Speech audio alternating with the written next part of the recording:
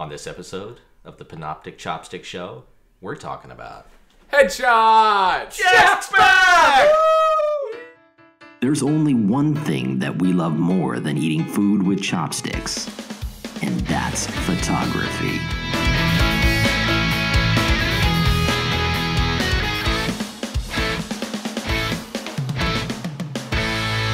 Man, it is good to have Jack back. Oh my goodness, was it not great to have him filming today? I was gonna say, wasn't it great to have him away? No, it was great to have him back. And if you're following our show, if you follow it last week, our sound was horrible. Man, I'm so glad Jack is back to help us fix things and get us back on track.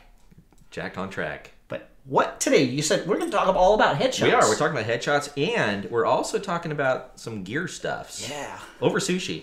So we have our raw talk, or talking raw, whatever we call it, talking raw. Yeah, so today, go out to lunch with us at the end of the show, and we're going to talk about everything you need to know about gear. Yeah, and whether it's important or not. So that's coming up at the end, so you got to stay all the way to the end. But so what's the whole deal about headshots? Seem like they are so popular right now. You think they're more popular now than they've ever been? I think they're more talked about. I think they've always been popular, but I think it's really because of Peter Hurley, right? Yeah, in our circles, in our photography circle. Peter Hurley, great photographer. He's kind of made himself known as the headshot guy, right? Yeah. He's the headshot photographer. He was a model turned photographer and has really built his whole business around headshots and done a fantastic job marketing his headshot kit. Yeah. And if you've watched any of his stuff, you'll know how to squinch. Which actually is an amazing thing. But no, so yeah, Peter's stuff is phenomenal. Yep. We find, though, in our area that there is a call for that. Like a couple weeks ago, we did 3 headshots in a row. Yeah, so and they were all studio, right? I think you're going to say, like, in our area, we do a specific type of headshot. Yes. There's really 2 different types of headshots, right? So the first one is like I just said we did, which is kind of like the Peter Hurley, which is studio. Yep. And the other is an environmental shot. Yeah. It doesn't mean like you're environmentalist, but you're doing it in the environment that the person that you're shooting would normally be in. Correct. So a lot which of is what we did today. Today was kind of a newer style corporate headshot, right? Yeah. So that's exactly what we did today. Because I think even like for me, I feel like the studio stuff is too static. I like the flow of whether it is architecture or foliage, whatever it is. Yep. So, but today we went out and we did headshots. Environmental headshot. Why don't you come along with us and see what happened? Yeah, watch me become the Sherpa for Mark.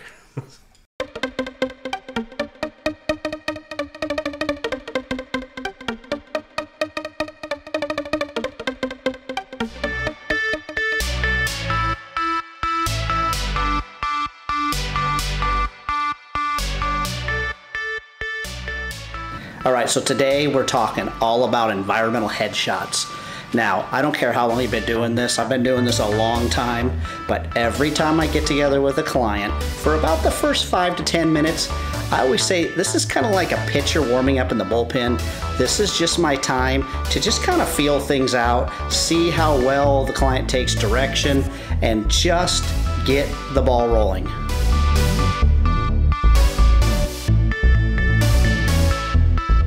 Now here's something really important that we teach everybody in our workshops. Don't overwork a location or don't overwork a pose. When you feel like you got 2 or 3 great shots in a location, move on, get something different.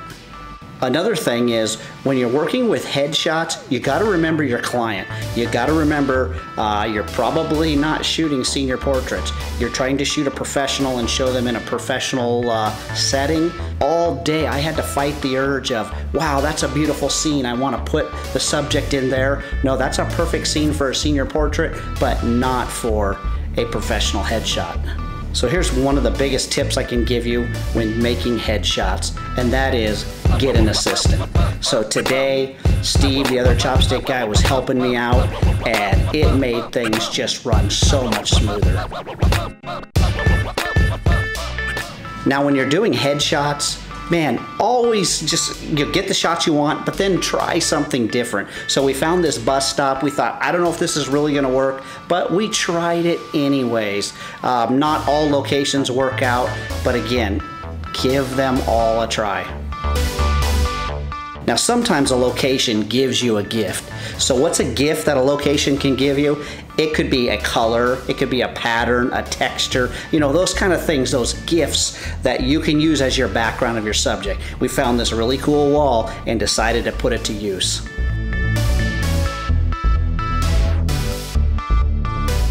Here's why I always say, when you see something, just give it a try. It might not always work, but I'll tell you what, we went walking through this area and there was a little playground. We put the subject in front of this really cool wall and there was all this play structure around it, and we kind of made jokes about, ooh, you're getting pictures in the playground, but they were some of my favorite images of the day.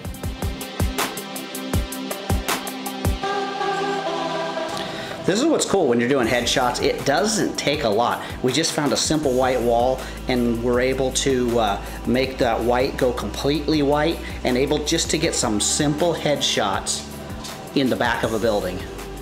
Then we decided to try something a lot more dramatic. Not everything that the client wanted today was a headshot. He also wanted some full body shots that he could use for social media and on his website. So we were happy to try out some different spots just like this.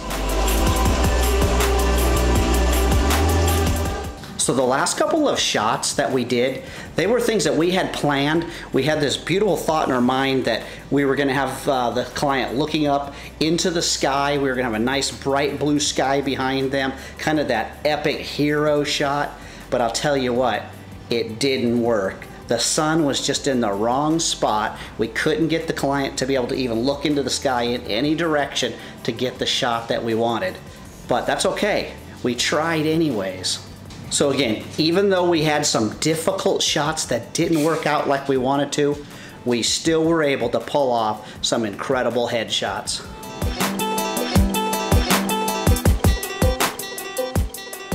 Okay, so hopefully you enjoyed going along with us on a little environmental headshot. But Mark, what was the one thing that you would say is your takeaway from today's headshot? Easy. Hands down, this is my takeaway, is you can't do professional headshots without help. It's impossible. If you weren't there, exactly, I know, thank you very much. But if you were not there to help today, it would have been impossible to get the shots we had gotten, because I would have had to go, well, this light doesn't work because there's this dappled light in your face. We have to move somewhere else that might not have been as good. It wasn't where I wanted to be, but because we were able to work together, we were able to pull off some amazing stuff. So you got to have help. Mm-hmm. That's a good point. It's a good point. And in fact, there were some things that I noticed that maybe you didn't notice. And it wasn't because you weren't paying attention. You were looking at specific things for your viewfinder. Yeah. So it really helps to have somebody there. Can I just say one little quick thing? Sure. So just something that is my takeaway. So as you guys know, that Mark and I are both portrait photographers by trade. And that's what we do. We love taking people pictures. Not necessarily the headshot pictures, even though it's headshot season. We're doing a ton of headshots. This was a struggle today that I noticed you had, and it's not bad, but it was a struggle. It's because I've been doing a lot of senior portraits lately. I know where you're going with this. So, you know, the traditional headshot is this, right? Yeah. Whatever direction you're looking, it's really breastplate up, you know, in the face. What happens today? You went more environmental than headshot, right? Exactly. It's like you want to back up, you want to capture more of the environment, that type of thing. And that's just something I want to give you as kind of not a warning, but a little piece of advice. Is just, if you're doing a paid headshot, stick with a headshot, unless the client, like this one, actually did ask for some of those full body wider shots. And where I actually thought you were going to go with it, and this is what I thought you were going to really say, was the fact that I kept seeing areas where I'm like, wow, look at this row of trees, and man, if I had a senior posed right here, it'd be the great. That's not what I was thinking. This is going to be a great portrait. And then I had to go, wait, no. Corporate headshots is not in the park with trees. Yeah, and we like the beauty shot, and this was a tough looking male dude, right? So that's right. And so just lots of cool stuff. But again, you've got to always be aware of your client. Yep. What do they want? Not what you want. Then we took some time for lunch. Took our returning intern Jack out to sushi, and he had not had sushi in so long. He was feeling a little sushi deprived. I don't even know how his scales were all hard at this point. Yeah. He didn't have the sushi chops yet. So we took him out to sushi, and we had a great conversation, it turned out, about gear. Yeah. So take a listen. So the other day we were at the workshop, and you said something that I don't know if I agreed with. Maybe I do. Maybe I don't. I don't know. you had said to the crew that was there, you said a lot of stuff in the workshop. You do like to talk. Yeah. But no, you had said, guys, gear doesn't matter. I don't care what you're shooting with today. It just doesn't matter. You know, we're going to create great images, something like that. And I was thinking, yeah, maybe. But maybe gear does matter. I mean, do you really believe that? I really don't think gear matters that much. I mean, yeah, honestly, for like what most people shoot, 90% of the time, gear doesn't matter anything. I can pull out my old original DSLR, my Fuji S3 Pro, and that thing, you know, wouldn't have the little screen about the size of a postage stamp and, you know, small files. I can still pull magic out of that camera because it still works the same. Yeah. Shutter speed, aperture. You tell me all the time, you say that, oh, yes. Yes, garlic edamame. And you take from this bowl. Got it. But you know, I think that you could probably take a great picture with any camera, right? I mean, no matter if someone handed you a camera, you could create a great picture. I think I could do the same thing. Mm-hmm. But it's probably not going to be as easy as on some of the, I won't say better gear, but maybe newer gear. Yeah. To take a great picture. I mean, here's a great example. So we were just doing these headshots. We're up on the top of a parking garage. At what time? Noon, right? Mm-hmm. The worst time of the day to shoot. There's not a cloud in the sky today. I mean, we look outside, it's, well, way over by the Sierras, there's some clouds, yeah. But right where we were, there's nothing. So your camera shoots up to 4,000th of a second. My camera was 8,000. So what do? I handed you my camera. Yeah, switch lenses and you shot it with that. So that's at 10% of the time. You know, in that case, the gear mattered. Right? You couldn't have gotten the shot that you wanted because you were doing high-speed sync. True. Well, let me take it back. You could have gotten the shot, but you would have to really work at it. Yeah. Yep. I had to put an ND filter on there or something, but so yeah, this that's just made a lot easier, of work. Right? So in that case, gear mattered. One for me. Winner. What do you think?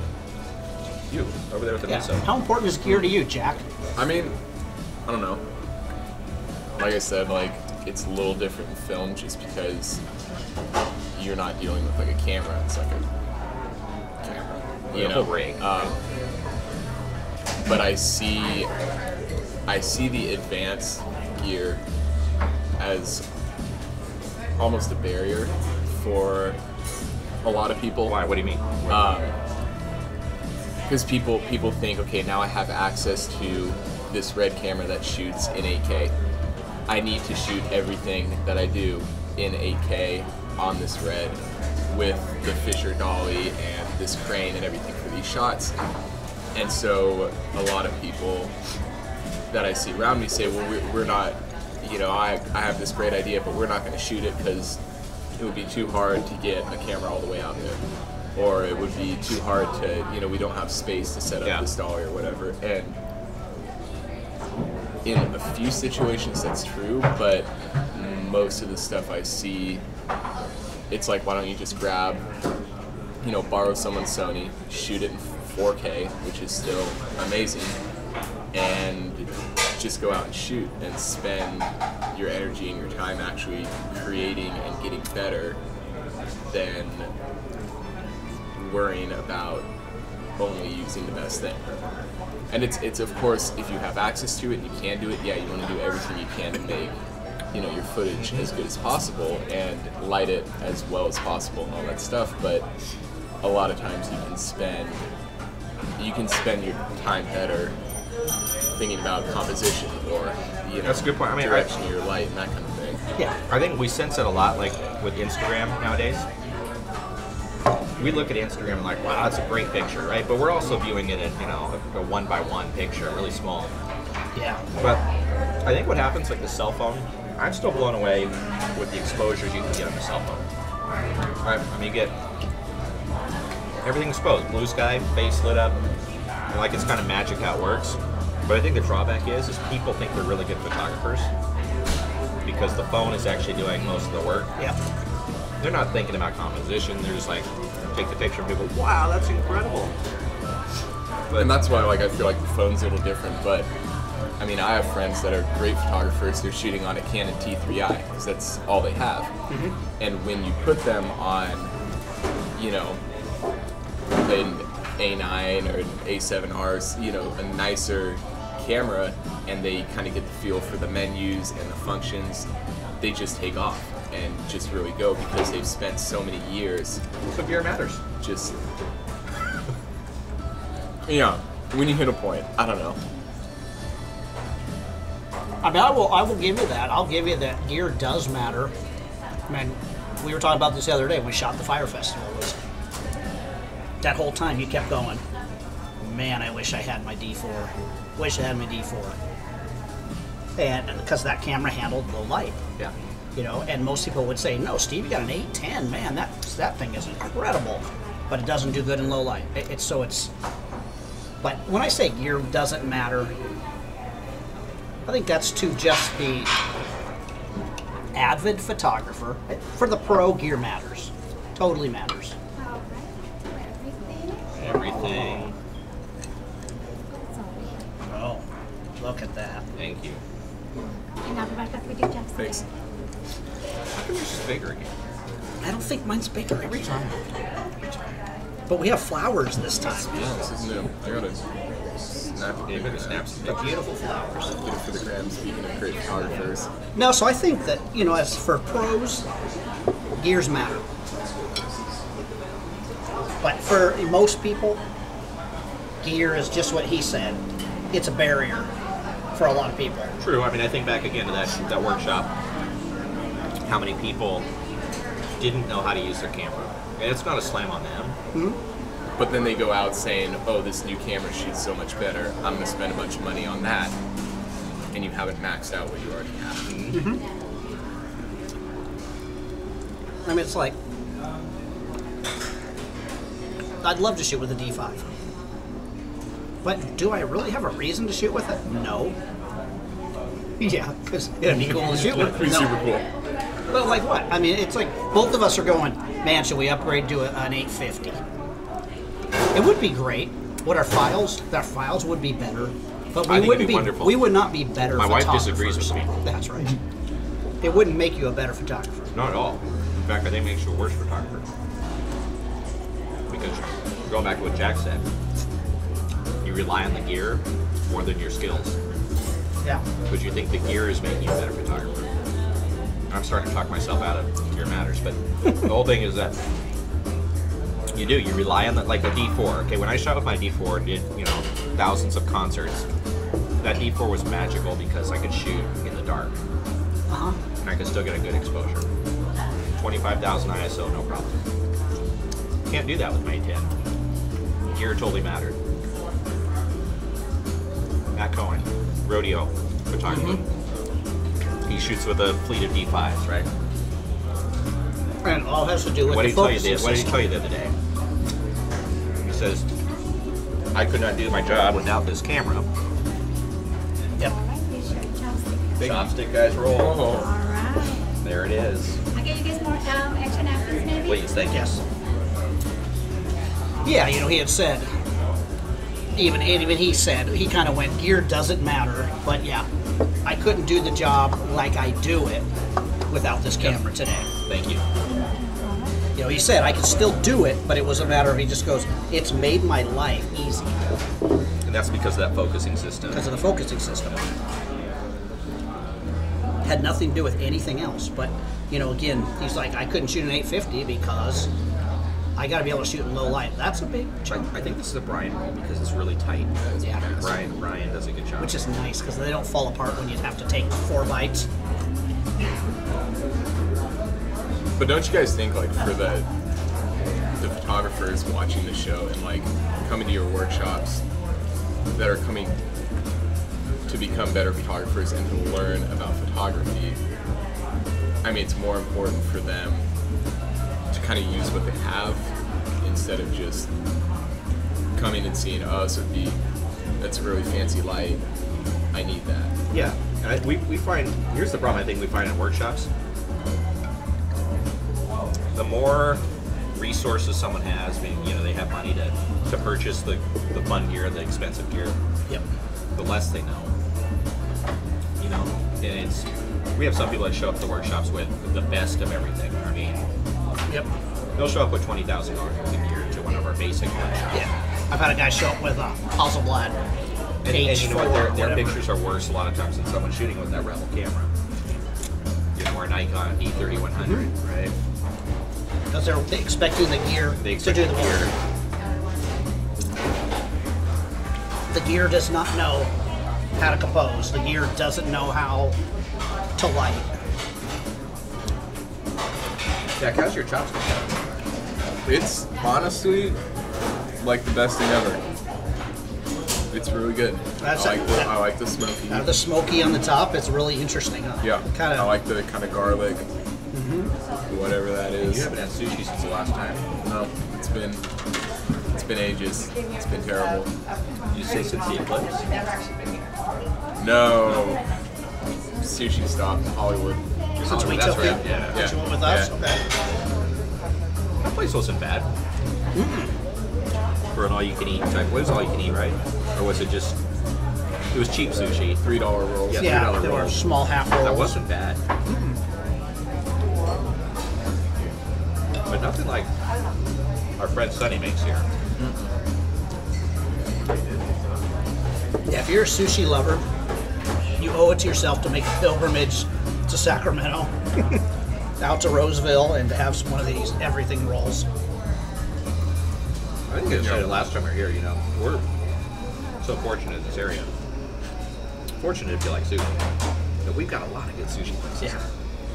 Which is funny, you're in LA, and you can't find good I haven't had sushi. good sushi. No. And yet, we find it everywhere here. That's the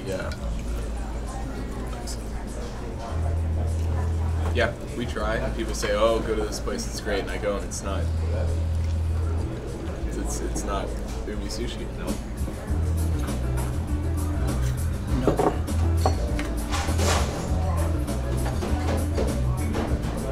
So, I think once again, these are one of those topics that we don't necessarily disagree on. I think we just disagree at like what level does gear start mattering. I don't disagree with you. I do say, though, if I have my choice, I want better gear. Yeah. I mean, today, could I have made portraits today with a speed light? Yeah. They wouldn't, I don't think they'd be as good. They wouldn't be what I wanted to create. But that S1, more than enough. Yep. Do you like eat this?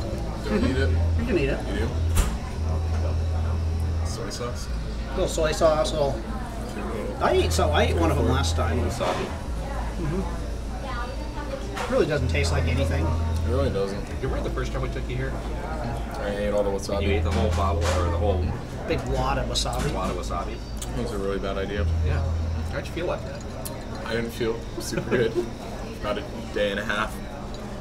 But you know, gotta do it. Gotta do it for fans. Gotta The fans. do it for Jack and his fans. Yeah, I don't really know why I did it. You know, Jack, you were in that episode of the Ugly Location Challenge. People still write to us and talk about Jack. I try, you know. That was such a good episode. It was really fun. It was a fun But it day. has not been watched enough. I need to watch it more. That was like probably like the best one. I think it's one Personally. of the best things we've ever done was that ugly location. But You cheated, though. I did. I've always cheated at games. That's how you become a good photographer. Cheat things, make it work. I remember going to parties and I'd like tell my wife, like, okay, if we're doing one of those guessing games, whatever the options are, I'm always going to say the second one. You know, it's like, because I want to win. Or you mean like a newlywed type game or something? Yeah, it's always like, what do you think they're thinking? It's like, whatever it is, I'm going to guess the second one. You just hope it's not something weird. Oh, a lot of times it is, but, you know, I would rather win than...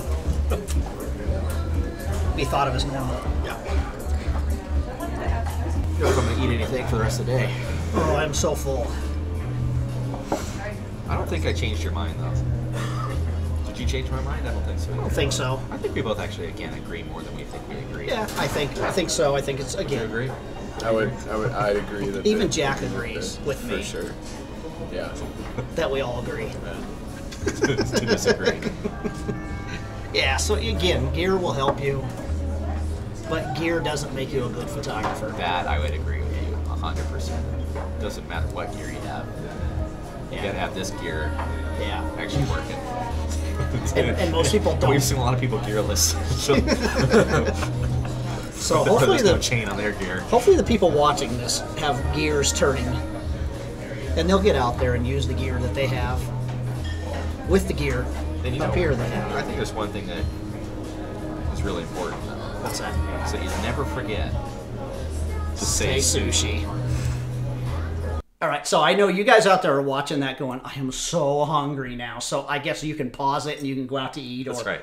But it's just a couple more minutes. So that was a good conversation, and I think, yeah. And I We loved agree. how Jack kind of got in the combo. Yeah, he's got a lot to say. You know, you send them to college, and they start getting smarter. I know. Yeah, we're just, little Jack's growing Jack's up taking right over. in front of our eyes. That's it.